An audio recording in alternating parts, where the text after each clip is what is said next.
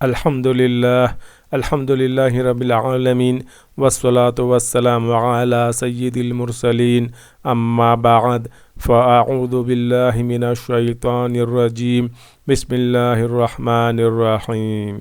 السلام علیکم ورحمۃ اللہ وبرکاتہ۔ ناظرین، مشکوٰۃ المصابیح جلد نمبر 1 کتاب الایمان یعنی ایمان کے ابواب میں آج ہم لوگ پڑھیں گے حدیث نمبر 15۔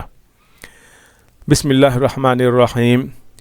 سفیان بن عبداللہ ثقفی رضی اللہ عنہ بیان کرتے ہیں، میں نے عرض کیا، اے اللہ کے رسول صلی اللہ علیہ وسلم، مجھے اسلام کے متعلق کوئی ایسی بات بتائیں کہ میں اس کے متعلق آپ کے بعد کسی سے نہ پوچھوں، اور ایک روایت میں ہے آپ کے سوا کسی سے نہ پوچھوں۔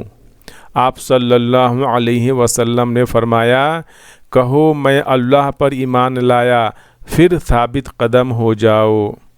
الحمدللہ، اللہ رب العزت نے ہم سب کو ایمان کی دولت سے نوازا ہے۔ اللہم صلی علی محمد وعلی آل محمد۔ حدیث نمبر 15، ریفرنس نمبر 2 رواہ المسلم، حدیث نمبر 38 and 62۔